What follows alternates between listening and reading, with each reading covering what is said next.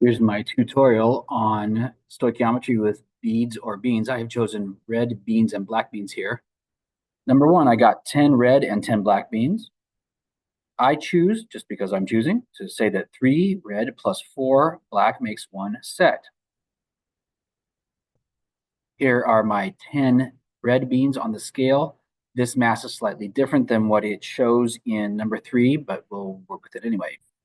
Here are my 10 black beans on the scale, and this mass is a little bit different than on my example paper, but it's fine. It was 5.28 grams for every 10 red. So that means it is, divided by 10, 0.528 grams for every red bean on average. My 10 black beans were 1.65 grams. Divided by the 10 beans total means that it is 0.165 grams per black bean on average.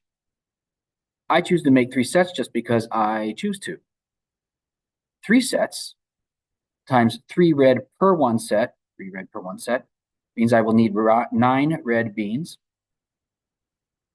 The grams of red needed will be the 9 red that I'm going to use times the average per red.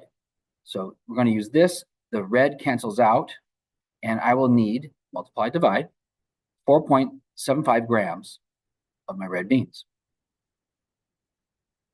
Black beans needed, well, I can figure that out by looking at my red beans.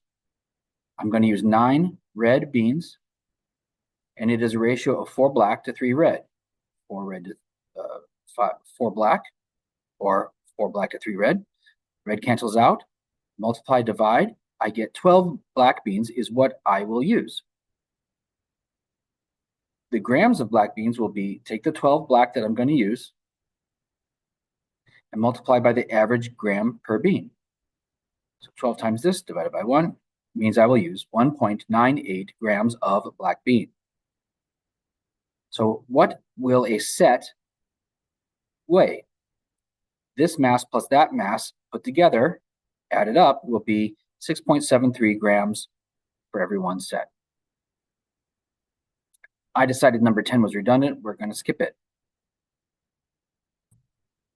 I got my 9 red and 12 black together. I put them on the scale and I got my mass. This is slightly different, but in reality, I got this.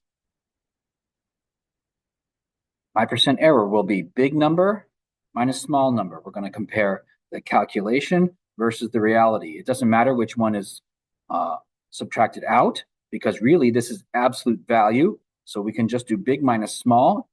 I can just do big minus small, whichever way that goes. Divided by what reality gave me. Reality actually gave me that. So it is on the bottom of my fraction here.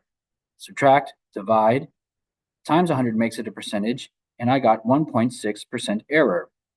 My evaluation, well, my percent error is pretty low considering that these are beans.